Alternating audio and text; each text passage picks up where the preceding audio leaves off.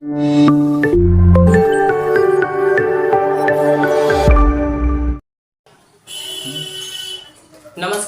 स्वागत है आपका हमारे YouTube चैनल लक्ष्य शूटर्स में। मैं लक्ष्य यज्ञ आप सभी का अपने YouTube परिवार लक्ष्य शूटर्स में स्वागत करता हूं और साथ ही साथ आज क्लास 10 का चैप्टर इतिहास से कवर करने के लिए स्टार्ट करते हैं। जैसे कि आप लोग को शुरू से पता चल गया होगा कि हम लोग जो वीडियो कवर करेंगे बिना 30 मिनट के अंदर करेंगे, यानी हमारा वीडियो 30 मिनट के अंदर होगा। और अगर मैं आपसे विश्वास कर दिलाता हूँ, आपसे वादा करता हूँ कि आप हमारे वीडियोस को एग्जाम से पहले देखना चाहेंगे। मुझे श्योर है कि अगर इस चैप्टर से सवाल आता है तो आप 100% करके आएंगे। मैं वैसा पढ़ाऊंगा क्योंकि ये एक रिवीजन बैच है जो कि एक चैप्टर को 30 मिनट के अंदर ही कवर किया जाएगा। तो चलिए आज के चैप्टर को स्टार्ट होने से पहले दो लाइन प्यारी सी बातों को पढ़ लेते हैं, उसके बाद हम लोग कंटिन्यू करेंगे। अगर सूरज की तरह चमकना है तो सूरज की तरह तपना सीखो।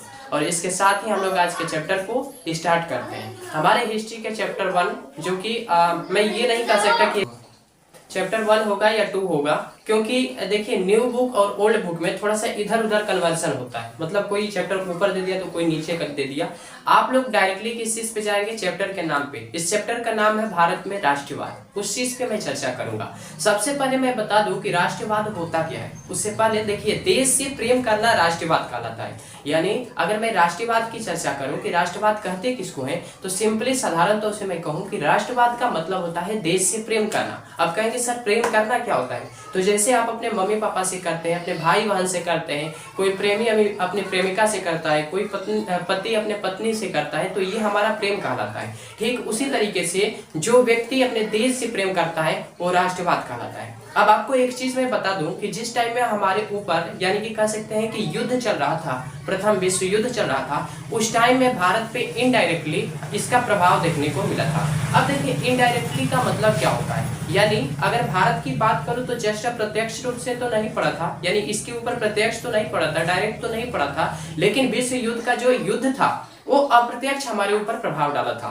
जैसे टैक्स बढ़ा दिया गया था, मतलब इन सभी चीजों को किया गया था। अब देखिए जैसे कि मैंने आपसे कह दिया कि बाबू जो हमारा राष्ट्रवाद है, ये देखिए यहाँ पे मैंने राष्ट्रवाद लिखा है, तो राष्ट्रवाद का मतलब होता है देश से प्रेम करना। हमारे देश से प्रेम करना ही, अपने देश से प्रेम करना ही हमारा क्या कहलाता है भैया?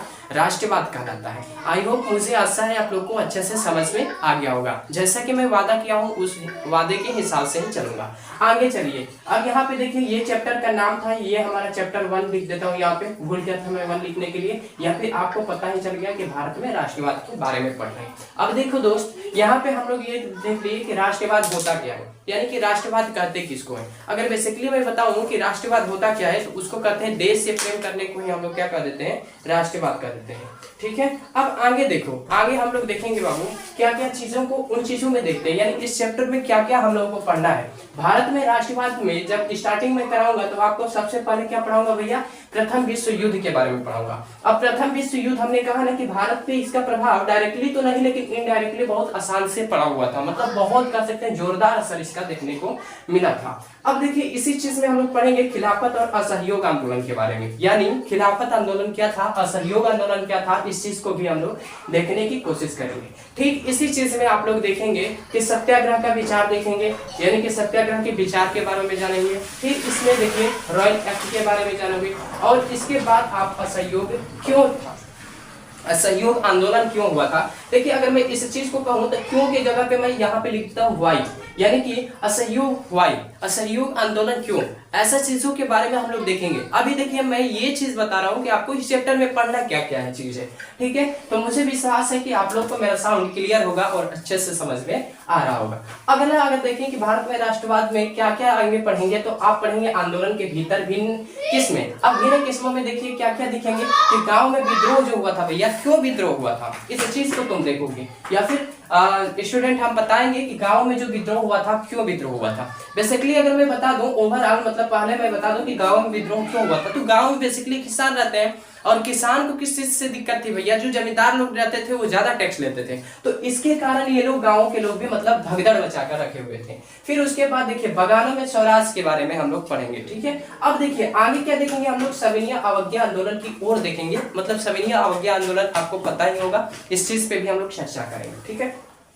अब देखिए सविनय अवज्ञा आंदोलन में हम लोग देखेंगे सबसे पहला नमक मार्च, जिसे कि आप लोग दांडी मार्च के नाम से जानते हैं, और सविनय अवज्ञा आंदोलन, इस चीज के बारे में देखेंगे। फिर प्रतिभागियों ने कैसे देखा। अब देखिए प्रतिभागियों ने कैसे देखा का मतलब क्या होता है, यानी कि भारत के लोगों को जो स्वतंत्रता थी अलग अलग किस्मों से थी। जैसे मान लीजिए कोई व्यक्ति किसान था तो उसका मतलब था कि भैया हम क्या कर ले, अपने आप को स्वतंत्रता महसूस करेंगे जबकि हमारे ऊपर टैक्स नहीं लगेगा। अर्थात मतलब खेती बाड़ी के ऊपर अगर टैक्स नहीं लगता है तो हम लोग अपने आप को स्वतंत्र महसूस करेंगे। कोई मजदूर, कोई बगान में मजदूर काम करता है, जैसे 10 साल 12 साल से घर नहीं गया, वो नॉर्मली घर जा सकता है, तो उसके लिए वो क्या था भैया, यही हमारा विद्रोह था। मुझे विश्वास है आप लोग को अच्छे से मेरे साउंड क्लियर होगी और आप लोग को भी अच्छे से समझ में आ रहा होगा। सविनय अवज्ञा की सीमाएं क्या थी, इस चीज के बारे में भी हम लोग पढ़ेंगे, ठीक है। अब देखिए सबसे पहले हमने क्या कहा कि प्रथम विश्व युद्ध के बारे में सबसे पहले तो डिटेल से जानेंगे। देखिए ये कब से कब तक चला था, 1914 से 1918 के बीच में चला था। क्यों मैं आपको ये सबसे पहले पढ़ाने जा रहा हूं, क्योंकि भैया इसका अप्रत्यक्ष रूप से कह सकते हैं कि भारत में इसका प्रभाव देखने को हमें मिला हुआ था, इसलिए मैंने कहा सबसे पहले इसमें क्या देखेंगे, प्रथम विश्व युद्ध को। अब देखिए जब विश्व युद्ध हमारा हो रहा था भैया, तो उस टाइम में दो शक्तियां वर्क कर रही थी। वर्क करने का मतलब कि आपस में युद्ध जो हो रहा था दो शक्तियों के बीच में हो रहा था। कौन कौन सी शक्तियां थी भैया, एक केंद्र की शक्तियां थी। आपसे एक मेरा रिक्वेस्ट रहेगा बाबू कि अगर कहीं मुझसे बाय चांस मात्रा मिस्टेक हो गया है तो प्लीज कोऑपरेट दिस, क्योंकि बाय चांस मुझसे कुछ गलती हो गया हो उसके लिए मैं माफी चाहता हूँ,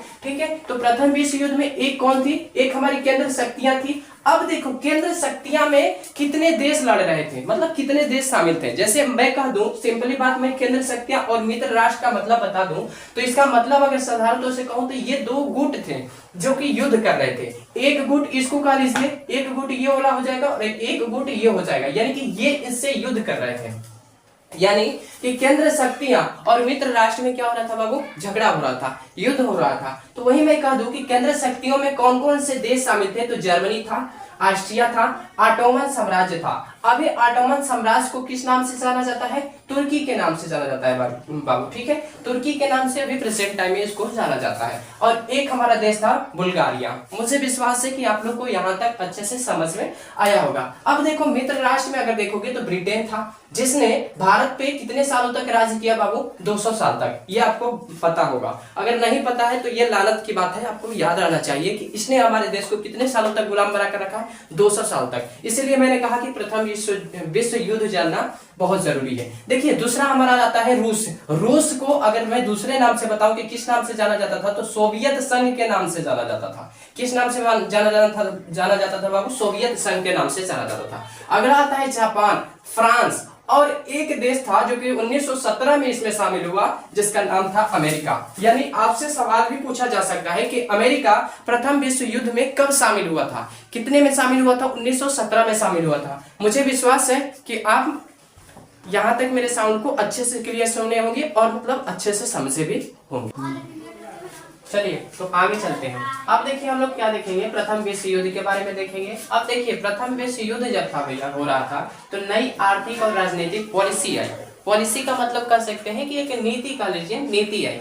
उसमें क्या हुआ कि सबसे पहले उसका क्या किया, लोगों पर टैक्स बढ़ा दिए गए, यानी हाई इंक्रीज ऑफ टैक्स, यानी कि जो टैक्स था यानी जो कर था भैया, कर को क्या किया उसने, बढ़ा दिया, बढ़ोतरी कर दिया। फिर उसमें देखा गया कि कस्टम ड्यूटी और इनकम टैक्स में क्या किया, मतलब हस्तक्षेप कर दिया।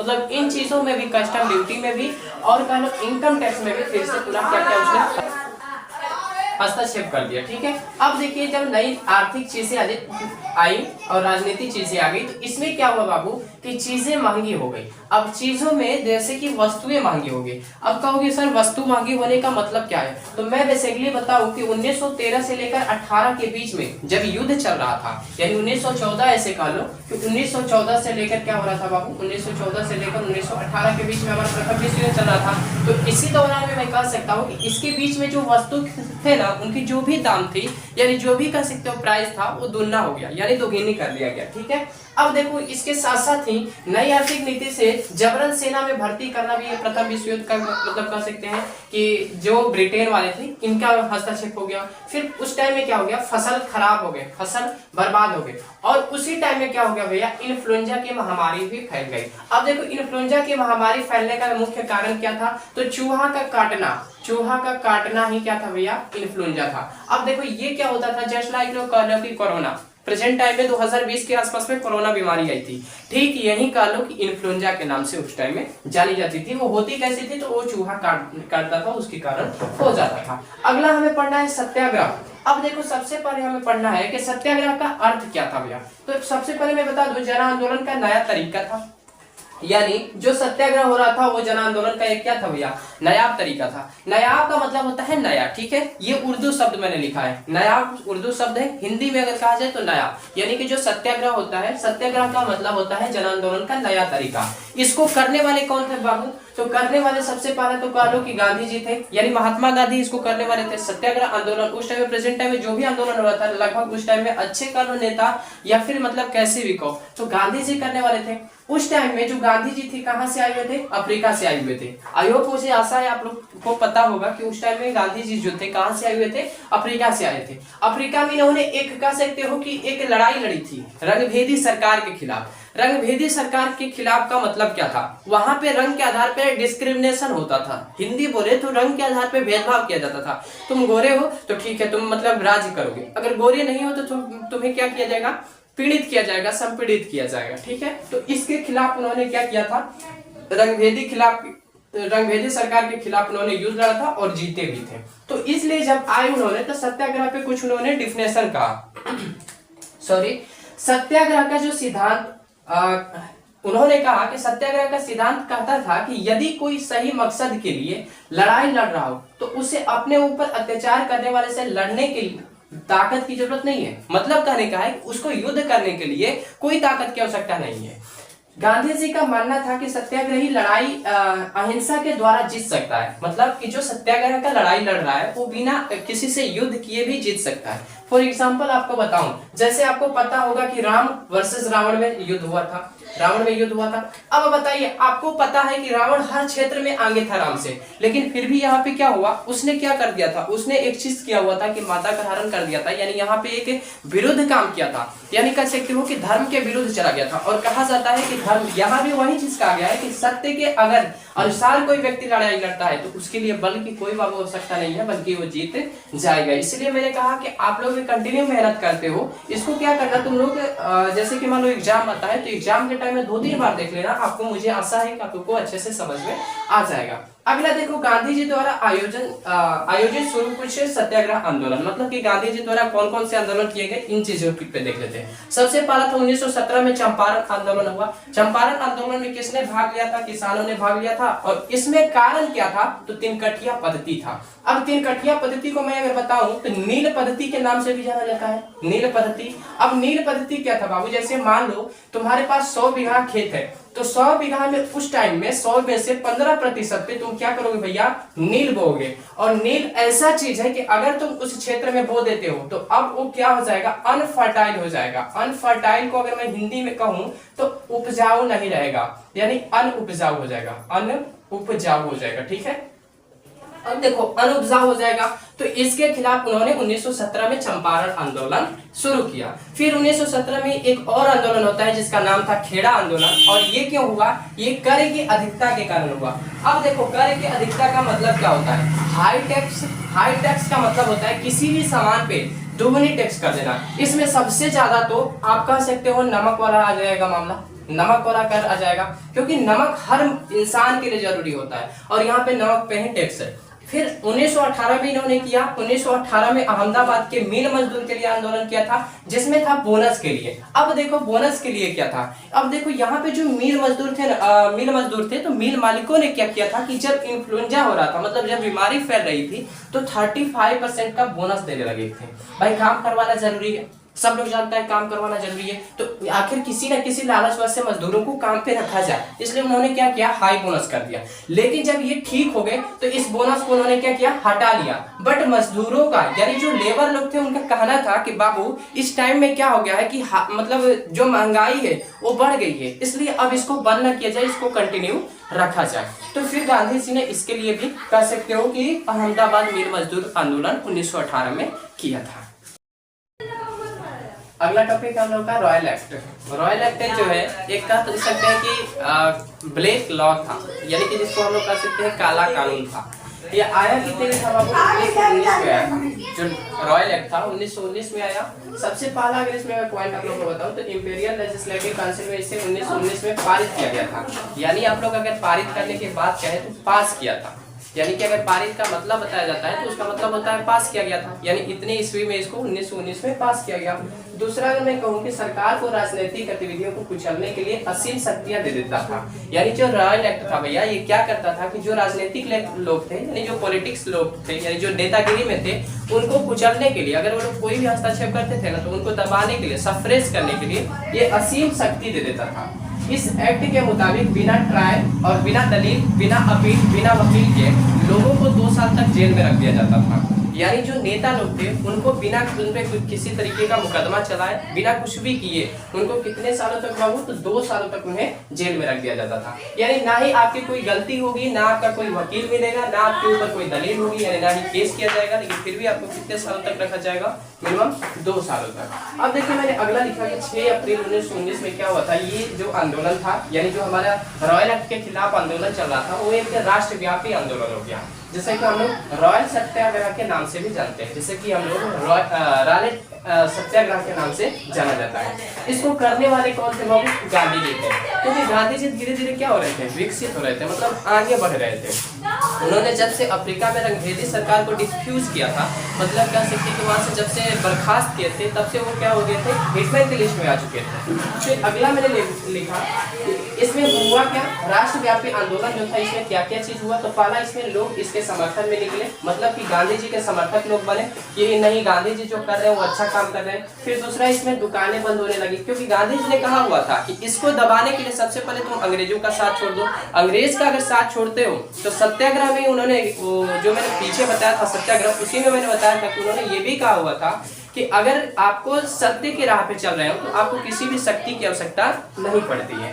फिर इसमें क्या हुआ कि कारखानों के जो मजदूर लोग थे वो भी इसमें हड़ताल कर देते हैं। अब देखिए मैंने यहाँ पे लिखा है जलियांवाला बाग। आपको पता है रॉलेट एक्ट के खिलाफ में जलियांवाला बाग में एक शांतिप्रद क्या चल रहा था भैया, मीटिंग चल रहा था, यानी एक बैठक हो रही थी, वो भी शांतिप्रद। शांतिप्रद कहने का मतलब क्या होता है, शांति से वहाँ पे क्या हो रहा था, मीटिंग हो रहा था। लेकिन जनरल डायर ने इसमें क्या किया कि अंधाधुंध उन पे गोलियां चलवाई थी। लगभग उनको कह सकते हैं हम लोग 20 मिनट तक जो जनरल डायर था उसने क्या किया था, गोलियां चलवाई थी।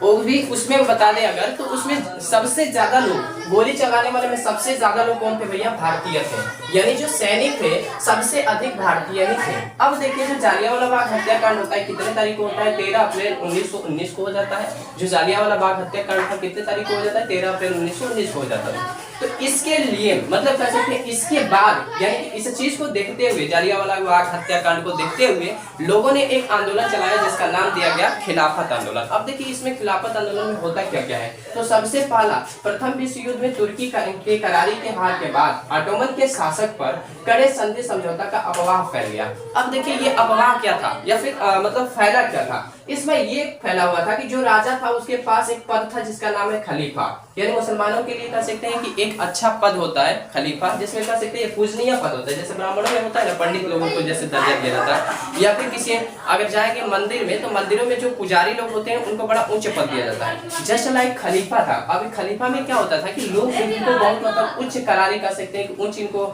बहुत ज्यादा मानते थे। तो इनके पास दो चीज हो गया, एक तो राजा का पद भी था ही, साथ साथ में इनके पास किस चीज का पद भी था, तो खलीफा का। देखिए राजा के पद भी खत्म होने से लोगों ने कुछ इनके ऊपर बर्ताव नहीं किया, लेकिन जब अंग्रेजों ने इनको खलीफा पद से बर्खास्त किया ना, मतलब जब हटा दिया तो लोगों में आक्रोश पैदा हो गया। तो ये तो सबसे पहला हो गया खिलाफत आंदोलन का कारण। दूसरा यहाँ पे देखिए, बंबई में मार्च 1919 में एक खिलाफत कमेटी बनाई गई, जिसमें काम करने वाले या फिर जिसके कह सकते हैं कि अध्यक्ष दो लोगों के, दोनों एक ही भाई थे, मतलब कह सकते हैं दोनों सगे भाई थे। एक थे मोहम्मद अली और एक थे हमारे शौकत अली।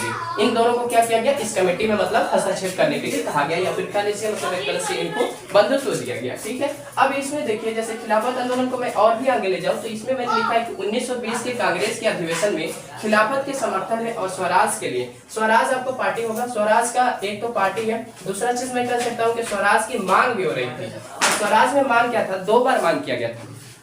कांग्रेस से देखिए यही गलती हुई थी, कांग्रेस ने सबसे पहले क्या किया था, अर्ध स्वराज की मांग कर लिया था। अर्ध स्वराज का मांग का मतलब क्या बाबू होता है, अर्ध स्वराज कहने का मतलब हो जाता है कि मुझे शासन हम लोग करेंगे लेकिन चलाएगा कौन, मतलब जैसे कि आपके ऊपर हस्तक्षेप कौन करेंगे, ब्रिटेन वाला, तब ये हम लोग आजाद कहाँ रह गए, तो यहाँ पे उनका सबसे ज्यादा गलती हो जाता है। दूसरा चीज देखिए, अगर मैं बाद में उन्होंने क्या किया, कहा कि पूर्ण स्वराज के मैं मांग करता हूँ, वो बाद में हुआ था। ठीक है, अब देखिए उतना हम लोग को डीपली नहीं जाना है, इसलिए हम लोग चलते 1920 के कांग्रेस के अधिवेशन में खिलाफत के समर्थन में और स्वराज के लिए एक असहयोग आंदोलन शुरू करने का प्रस्ताव दिया गया, जिसमें 1920 में ही आपका असहयोग और खिलाफत आंदोलन ये दोनों चला हुआ था। ठीक है, ये दोनों कहाँ पे चला हुआ था, कितने में चला था, 1920 में। ठीक है, तो अगला देखिए, अगला मैंने कहा कि असहयोग आंदोलन, जैसे कि मैंने आगे ही कहा हुआ था जब चैप्टर स्टार्ट किया, वाई ऐसा क्यों हुआ था भैया, असहयोग आंदोलन क्यों हुआ था, तो इसका अब हम लोग जवाब जानेंगे। देखिए मैंने लिखा है सबसे पहले कि प्रसिद्ध पुस्तक हिंद स्वराज, अगर मैं पूरा नाम बताऊं तो हिंद स्वराज है, ऐसे मैंने सिर्फ यहाँ पे स्वराज लिखा है। 1919 में गांधी जी ने लिखा कि भारत में अंग्रेजी शासन इसलिए है या फिर अंग्रेजी राज इसलिए स्थापित हो पाया क्योंकि भारत के लोगों ने उनका साथ और सहयोग दिया। सच तो बात बोले हैं भैया, देखोगे कि जब गांधी जी ने ये चीज लिखा था, क्यों लिखा था, अभी आज भी देखो एक पड़ोसी दूसरे पड़ोसी का मतलब शिकायत करने पे लगा रहता है, एक पड़ोसी दूसरे पड़ोसी का चाहता है कि हम लोग उसको बर्बाद कर दें, जबकि ऐसा नहीं होना चाहिए। ठीक है, अब वही चीज इन्होंने यहाँ पे लिख भी दिया कि भारत में अगर ब्रिटिश राज है, ब्रिटिश शासन है, तो इसलिए स्थापित हो पाया है क्योंकि भारतीय ही उनका क्या कर रहे हैं भाई, सहयोग दे रहे हैं। अब किस हिसाब से सहयोग दे रहे थे ये भी मैं आगे बता दूंगा। एक नागपुर सेशन अगर देखा जाए, जिसको हम हिंदी में बोले तो नागपुर अधिवेशन बोलेंगे। ठीक है, दिसंबर 1920 में हुआ था। इसमें असहयोग आंदोलन अपना लिया जाता है, यानी अगर आपसे कोई पूछे कि असहयोग आंदोलन को अपनाया कब लागू जाता है या फिर अपनाया कब गया था, तो आपको बताना है दिसंबर 1920 में अपनाया जाता। ठीक है, अब देखो असहयोग आंदोलन के बारे में हम जानते हैं। असहयोग आंदोलन में सबसे पहली बात कही गई थी कि अंग्रेजों द्वारा जो तुम्हें उपाधियां दी गई है उस उपाधियों को त्याग दो। जैसे मिलता था ना नाइटहुड की उपाधि, अलग अलग मतलब उपाधियां बहुत सारा मिलता था, तो उसमें कहा गया, गांधी जी ने कहा कि बाबू सबसे पहले आप लोग क्या कर दो कि अंग्रेजों द्वारा जो उपाधियां दी गई है ना, बड़ी बड़ी उपाधियां तुम्हें दी गई है, उस उपाधि को तुम त्याग दो। फिर इसमें दूसरा चीज कहा गया कि civil service, police, court, legislative council और स्कूल का क्या कर दो भैया, तुम बिल्कुल बहिष्कार कर दो। बहिष्कार करने का मतलब क्या है, तुम वहां पे जइबे मत करो, त्याग दो। ना कोई वकील कोर्ट में जाएगा, ना कोई सिविल सर्विस वाला कोई दफ्तर में जाएगा, ना कोई पुलिस अपनी ड्यूटी करने के लिए जाएगा। ठीक है, ये चीज कहा गया। फिर यही असहयोग आंदोलन में ही कहा गया कि यदि सरकार अपने दमनकारी नीतियों को, यानी जो ये अत्याचार कर रही थी उस नीतियों को नहीं त्यागती है, नहीं खत्म करती है, तो बाज ना आए तो संपूर्ण समनिया वज्ञा क्या कर दिया जाएगा भैया, स्टार्ट कर दिया जाएगा, अर्थात मतलब यहाँ पे शुरू कर दिया जाएगा। ठीक है, अगर आगे मैं कहूँ तो इसी आंदोलन में ये भी कहा गया कि विदेशी वस्तु का बहिष्कार करो, साथ साथ में ये भी कहा गया था कि विदेशी शराब का भी क्या कर दो बाबू, बहिष्कार करो, ये चीज भी कहा गया। उन्होंने कहा हुआ था कि ये सभी चीजों का क्या कर दो आप, बहिष्कार करो। अब देखो अगर मैं आंदोलन के भिन्न स्वरूप को दिखाऊं कि इस आंदोलन में कौन कौन सा स्वरूप यानी कौन कौन सी रूपरेखा देखने को मिली, तो पहला शहरों में आंदोलन हुआ। शहरों में क्यों आंदोलन हुआ था भैया, ज्यादातर शहरों में कर के ऊपर हुआ था, यानी कि तुम जो टैक्स बढ़ा रहे हो भैया उस टैक्स को क्या करो, रोको। दूसरा चीज गाँव में अगर देखा जाए तो किसान थे और किसान लोग खेतों के बारे में किए थे, खेतों पे टैक्स ज्यादा था, नील पद्धति अपनाया गया था, इन सभी चीजों पे थे। फिर अगर आदिवासी रूप में भी किसानों के ऊपर कुछ न कुछ दबाव था, जैसे कि आदिवासी देखिए डिपेंड किस पे रहते हैं, जंगलों पे, यानी कि अगर जंगल से उन्हें सामान न दिया जाए तो फिर वो लोग जी नहीं सकते, खा नहीं सकते। जबकि अंग्रेजों ने क्या किया था कि आदिवासियों से भी मना कर दिया था कि तुम लोग क्या कर सकते हो, जो जंगल के सामान है उसका उपयोग नहीं कर सकते हो। फिर इसका बगानों में भी स्वरूप देखने को मिला। बगान के लोग क्या चाहते थे, बगान के लोग ये सोच लिए थे कि भैया जब हम लोग आजाद होंगे तो कहाँ जाएंगे, सबसे पहले घर जाएंगे। 10 साल 20 साल से तो यहीं पे नौकरी कर रहे हैं, तो अब हमें आजाद होकर कहाँ जाना है, घर के लिए जाना है। ठीक है, तो अब अगले टॉपिक पे चलते हैं हम अपना साइमन कमीशन पे। अब देखिए अगर मैं बात करूं साइमन कमीशन के बारे में, तो साइमन कमीशन को हम लोग व्हाइट कमीशन के नाम से जानते हैं। इसको हम लोग दूसरे नाम में बताऊं तो 7 सदस्यीय कमीशन के भी नाम से जानते हैं। अब सवाल उठेगा कि भैया व्हाइट कमीशन के नाम से हम लोग इसे क्यों जानते हैं। इसको मैं अगर संक्षिप्त में बताऊं तो इसमें एक भी भारतीय मेंबर नहीं थे, इसलिए सभी गोरे मेंबर थे, यानी सब लोग विदेशी ही थे, इसलिए इसको व्हाइट कमीशन के नाम से जाना जाता है। अब देखिए मैं इसको बताऊं, ये भारत में कब आया था, 1928 में आया था। इसके अध्यक्ष कौन थे, तो सर जॉन साइमन थे, जिसके कारण इसको साइमन कमीशन नाम रखा गया था। फिर अगर मैं इसके बारे में आगे बात करूं तो इस कमीशन में केवल अंग्रेज सदस्य थे, एक भी भारतीय सदस्य नहीं थे। इस चीज के बारे में मैंने पहले ही आपको बता दिया। अब मैं आगे चलूं तो इस कमीशन को भारत के संवैधानिक सिस्टम के कार्य को मूल्यांकन करने और उसकी क्या करने भैया बदलाव के सुझाव के लिए लाया गया था। यानी ब्रिटेन वाले ने यानी अंग्रेजों ने इसे इसलिए भेजा कि जो भी भारत में सिस्टम है उसके कार्य के मूल्यांकन करो, यानी संवैधानिक रूप से उसका क्या करो भैया देख रेख करो। फिर देखो अब जो साइमन कमीशन में था भैया उसकी मेन चीज क्या थी, तो पहला डोमिनियन स्टेट की ओर इसका इशारा था। डोमिनियन स्टेट क्या होता है, तो भैया इसी से स्टार्टिंग होगा। अब भारत और कह सकते हो बंगाल, ये भारत और पाकिस्तान का विभाजन, ठीक है। अब इसकी ओर इसने इशारा किया, साथ साथ में गोलमेज सम्मेलन भी हुआ, ठीक है। अब गोलमेज सम्मेलन के टाइम में यहाँ पे लॉर्ड इरविन था, जिसने गांधी जी से समझौता किया, तो जिसे आप लोग जानते हैं गांधी इरविन समझौता के भी नाम से जाना जाता है, ठीक है। उतना अंदर तक हमें क्लास 10 में पढ़ रहे हैं, जाना नहीं है। अगला टॉपिक मैंने लिखा है 1921 के अंत तक कई जगहों पर हिंसक रूप ले लिया था। सविनय अवज्ञा आंदोलन की ओर अब देखेंगे। देखिए सविनय अवज्ञा आंदोलन को पहले देखा जाए तो 1921 में कई जगहों पे ये क्या कर रहा था भैया, हिंसक रूप लेने लगा था, यानी इसका रूप जो था कैसा होने लगा, हिंसक होने लगा। फरवरी 1922 में गांधी जी ने आंदोलन वापस ले लिया, यानी उसको वापस कर लिया। क्यों वापस किया था, ये भी सवाल आपसे उठ सकता है, क्योंकि यहीं पे चौरा चौरी कांड हुआ था। चौरा चौरी जो कांड था, चौरी कांड, ये कहाँ पे हुआ था, उत्तर प्रदेश में हुआ था, और ये इसी के कारण इन्होंने क्या किया, इसको अपने वापस ले लिया, मतलब कि कह दिया कि नहीं अब इसको वापस कर दिया। फिर कांग्रेस के कुछ नेता भी जन आंदोलन से थक गए थे, जिससे कि राज्य के काउंसिल चुनाव में वो लोग अब भाग लेना चाहते थे, मतलब इससे थक गए थे। अब वो लोग कह सकते हैं टायर्ड हो चुके थे, अब इन सब लफड़ों में नहीं पड़ना चाहते थे, जिसके कारण उन्होंने क्या किया कि अब इस जो काउंसिल, राज्य का काउंसिल चुनाव होने वाला था उसमें वो लोग भाग लेना चाहते थे, ठीक है। मुझे आशा है आप लोग को मेरा साउंड क्या होगा भैया, क्लियर होगा। अब देखो सविनय अवज्ञा आंदोलन को देखते हैं। सविनय अवज्ञा आंदोलन में 6 अप्रैल 1930 को गांधी जी ने मुट्ठी भर नमक उठाकर इस कानून को भंग कर दिया था।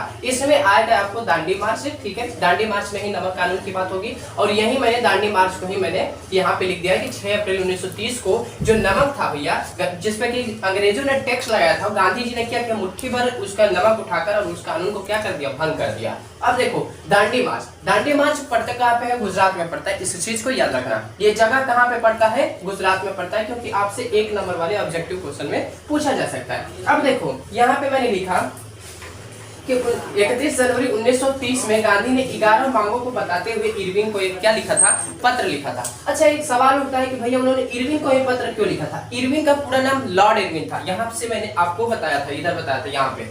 अब इसमें इसलिए मांगे थे सॉरी, क्योंकि इनको शामिल होना था आरटीसी में, यानी राउंड टेबल काउंसिल में इनको शामिल होना था, जिसे हिंदी में गोलमेज सम्मेलन कहेंगे। इसको मैं आगे बताऊंगा। इसी में शामिल होना था, जिसमें कि इरविन ने कहा था कि आप जो हमसे मांगेंगे वो चीज मैं दूंगा, बस आप उसमें गोलमेज में शामिल हो जाइए, ठीक है। अब देखिए आगे मैं चलूं तो नमक आंदोलन गांधी जी ने 12 मार्च 1930 को शुरू किया था। उनके साथ टोटल 78 अनुयायी शामिल थे, और इसे 24 दिनों तक चला, और साबरमती से दांडी तक यानी कि 240 मील तक दूरी जो थी पैदल तय की गई थी।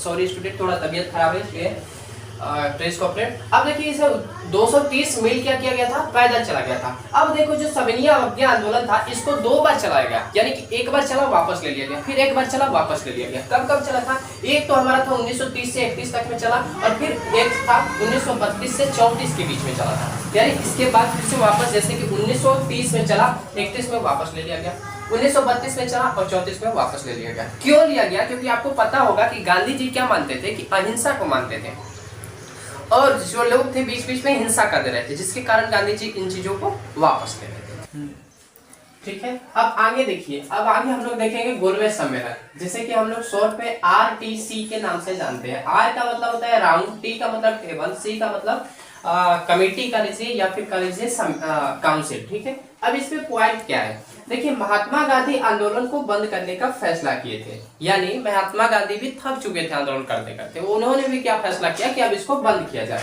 5 मार्च 1931 को इरविन के साथ समझौता किया और इसी समझौते को गांधी इरविन समझौता के नाम से जाना गया।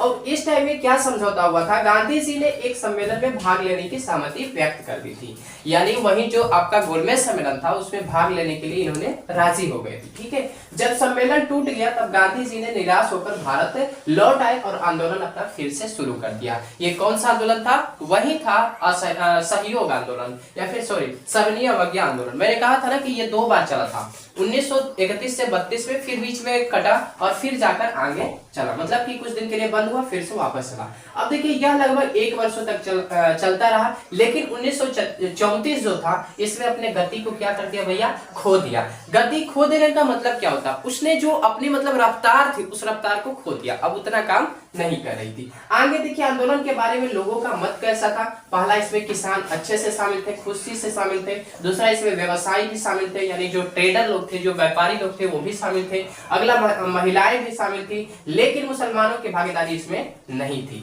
क्यों नहीं थी, क्योंकि वो लोग कह रहे थे कि कांग्रेस सरकार जो है भैया वो सिर्फ हिंदुओं के लिए काम करती है, मुसलमानों की कहीं भी हस्तक्षेप नहीं करती है। ठीक है, अब देखो अगला हमारा है दलितों की भागीदारी। दलितों की भागीदारी भी नहीं हुई। क्यों नहीं हुई, क्योंकि इसी टाइम में पूना पैक्ट हुआ और किसके किसके बीच में हुआ था, बी.आर. अम्बेडकर, यानी आपको पता होगा बी.आर. अम्बेडकर कौन थे, वही भीमराव अम्बेडकर वर्सेस से गांधी जी के बीच में पूना एक्ट आया, जिसमें कि इनके लिए एक स्पेशल यानी रिजर्वेशन की इसी में चर्चा की गई थी या फिर बात किया गया था। अब देखो राष्ट्रीयवाद की भावना किस किस रूप में है। पहला, तस्वीरों के रूप में राष्ट्र को देखना। दूसरा, लोक कथाएं, यानी जो लोक कथाएं कहते हैं अलग अलग प्रकार से बताते हैं कि कौन कौन से मतलब कैसे कैसे जैसे देश के महापुरुष या फिर महामहिलाएं लड़ी हुई थी, ये चीज आता है। फिर अगला राष्ट्र ध्वज आता है, अपने राष्ट्र ध्वज के बारे में बहुत हम लोग सम्मान देते हैं। फिर इतिहास की पुनर्व्याख्या, मतलब कि इतिहास से भी हम लोग जानते हैं कि हमारे देश में क्या क्या हुआ था। अगला लास्ट पॉइंट है 1830 के दशक में उन्होंने वंदे मातरम को मातृभूमि में भजन के रूप में लिखा